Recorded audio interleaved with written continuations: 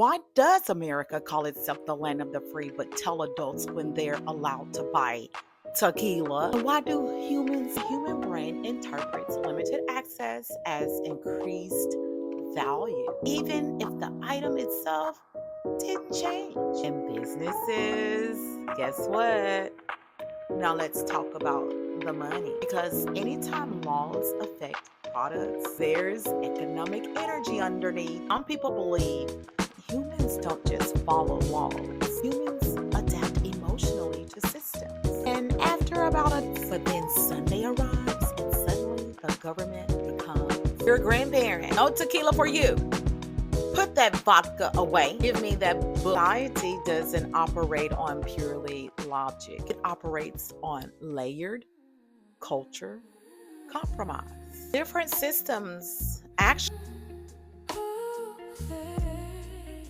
So, I have a few questions for America and about America. And some of us are probably wondering the same thing. For one, why does America call itself the land of the free but tell adults when they're allowed to buy tequila? And why do humans suddenly want more alcohol? The second stores are closed on Sundays. And why do people rush into the liquor stores Saturday night at the last minute like civilization? It's ending in 5, 4, 3, 2, 1 kind of energy.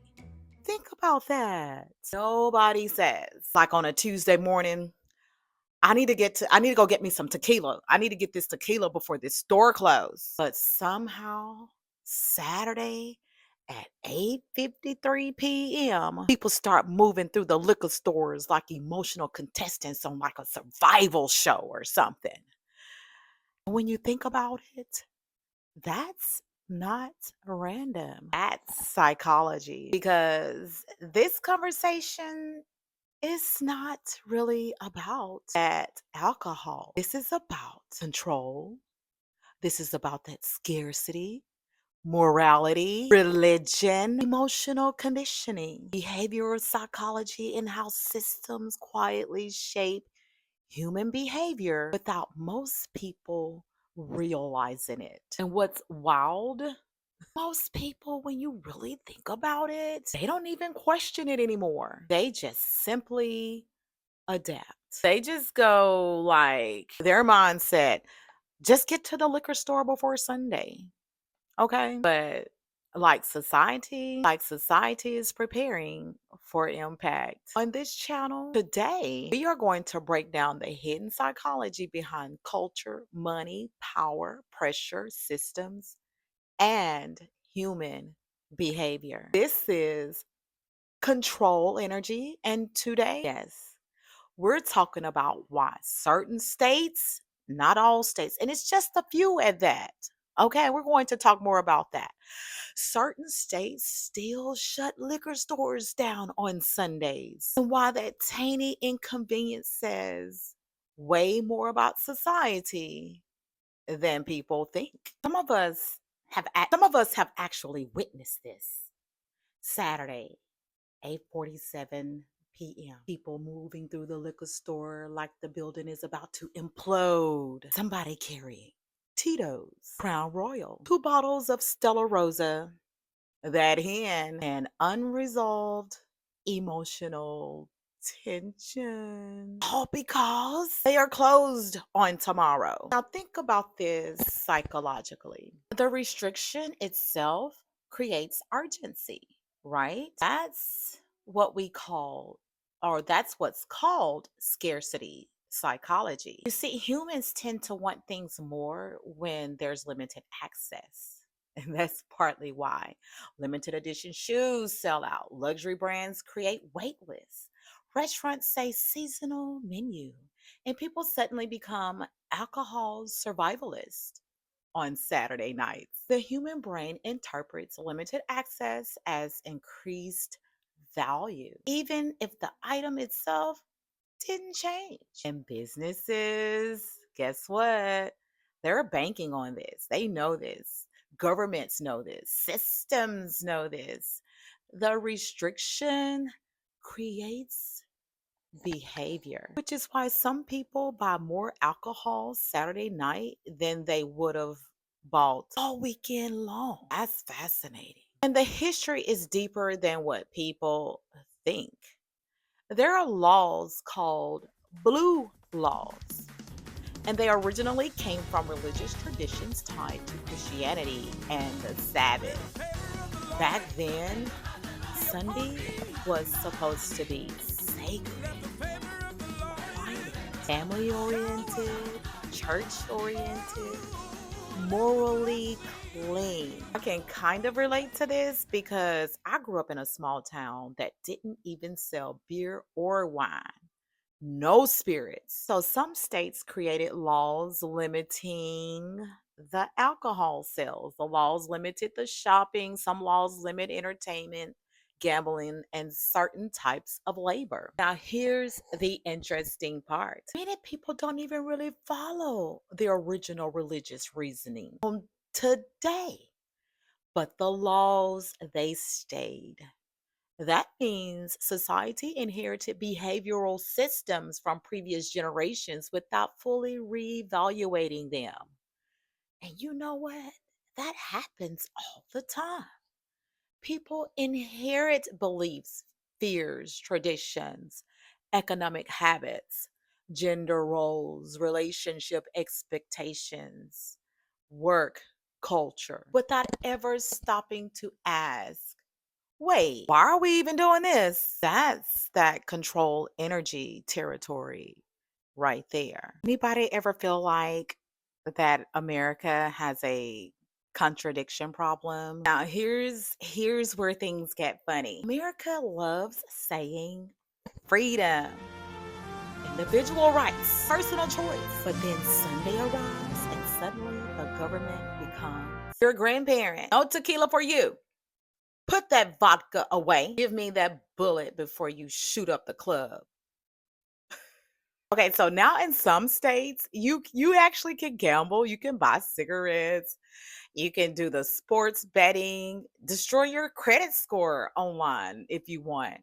You can order the mimosas, buy beer, you can buy the wine, the whole works. But who designed this emotional puzzle? Why does vodka become morally dangerous, specifically on Sunday mornings? That contradiction exposes something important. Society doesn't operate on purely logic, it operates on layered culture compromise. Different systems actually compete. You have the religion, you have the business, the politics, the public image, the tradition, money, social pressure. And the final laws become this weird stitched together compromise blanket. That's why laws sometimes feel random because they're not built from perfect logic, pure bias a lot of times. And the funniest part, America can't even agree on the rules. Some states say absolutely not. Others say, you know what? Do whatever you want. Let's take, for example, Texas. Texas Hold'em. Hey! The liquor stores are closed on Sundays in Texas. Utah, some of the strictest alcohol laws in America. Indiana used to ban Sunday alcohol sales for decades before changing the laws. Meanwhile, in Nevada, you can probably buy any kind of liquor you want at 3 a.m. during a magic show next to a slot machine while making catastrophic decisions. Yes, it's true what goes on in Vegas. Okay. Then you have states like California where the alcohol access is far more relaxed. That tells you something important. The laws are not universal moral truths. They are like teetering on that cultural decisions, and culture changes depending on the religion, the politics, tourism, the money, the demographics, and regional identity. That's partly why America feels like multiple countries that are just like they're wearing the same outfit. So let's go even deeper. A lot of laws survive because they symbolize morality, not necessarily because they solved a problem. That's important. Sometimes society keeps rules because simply people like the feeling of structure, even if behavior barely changes. Because let's be honest, if somebody truly wants alcohol on a Sunday, guess what they are going to do? They're getting that alcohol sometime that day before, like on a Saturday. That law doesn't eliminate the desire, it just shifts the timing. So part of this becomes social theater, a symbolic performance that says we still value restraint, whether people actually practice restraint. Guess what? That's a whole different conversation. And societies love symbolic performances. That's why corporations they post those motivational slogans, pretend to care during controversies. They change logos during social movements and say mental health matters while emailing employees at what? Midnight. A lot of modern systems operate through symbolic morality, not always functional morality. I have a bigger question. The bigger question isn't should liquor stores close on Sunday? I would say the bigger question is how many behaviors in society are we following without ever questioning where they came from? That applies to our work culture, dating, parenting, social systems, the beauty standards, masculinity, femininity, money habits, consumerism, and our emotional suppression. People inherit systems, then defend them emotionally without investigating them intellectually. That's that human behavior. And once you start noticing it, you see it everywhere.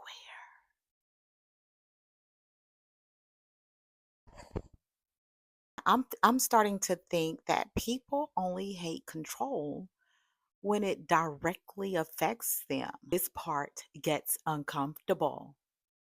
A lot of people say government shouldn't control people until it's something they dislike. And suddenly everybody becomes a volunteer dictator. People love freedom until someone else's freedom annoys them.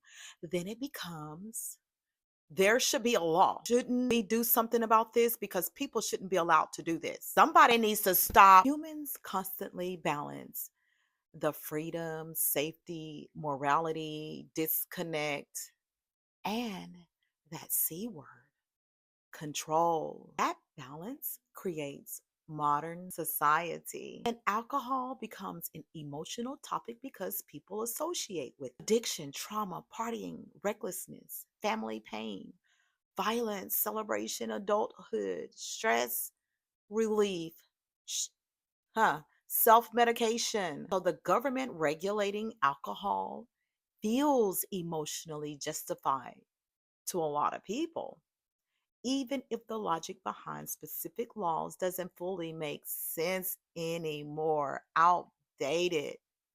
And the economics are interesting too. Now let's talk about the money because anytime laws affect products, there's economic energy underneath. Some people believe Sunday liquor restrictions is going to protect the workers, reduce alcohol abuse, and encourage that family time. While others argue the laws, they hurt the businesses, reduce the tax revenue, inconvenience consumers, and no longer reflect modern culture. Again, outdated. And here's the crazy part. Studies in some areas show that when restrictions were lifted, alcohol sales often increased, which means states are balancing morality optics, economic gain, voter emotions, religious influence, and public perception. Everything is negotiation, even your tequila availability. At the end of the day, Sunday liquor laws are a tiny window into something much bigger, like power, tradition, scarcity, morality, control, culture conditioning, and the invisible systems that are shaping our daily lives. Because when you think about it, humans don't just follow laws, humans adapt emotionally to systems. And after about enough time, people they stop asking questions until somebody finally says, "Wait, why can't I buy that vodka right now?"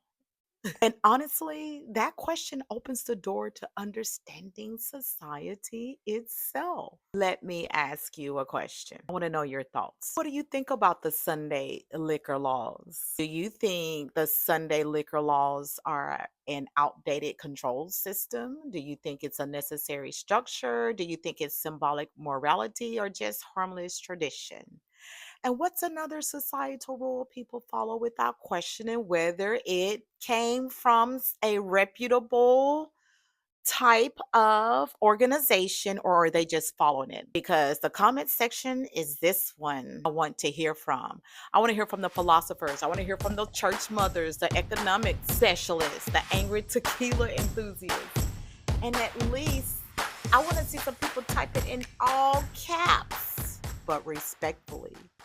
Okay, so welcome to Control Energy and share this video if you enjoyed this conversation and going through different avenues as to why our behavior is shaped the way it is. Share this with someone.